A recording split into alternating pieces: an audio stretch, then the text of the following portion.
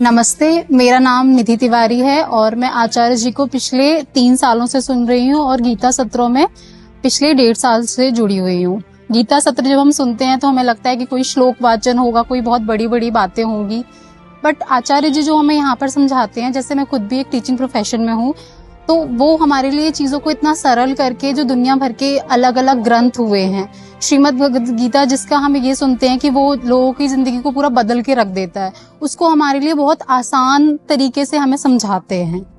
और उसको हमारी निजी जिंदगी में वो कैसे कारगर है, किस तरीके से वो हमारी जिंदगियों को बदल सकता है, या फिर जैसा उसका अलग अलग विकृत अर्थ कर रखा है उससे बहुत अलग समझाते हैं और हमारे लिए उसको जीना सिखाते हैं। एक तरीके से सिर्फ वो एक श्लोक की तरह नहीं बताते, उसको अपनी जिंदगी में कैसे जीना है वो हमें समझाते हैं।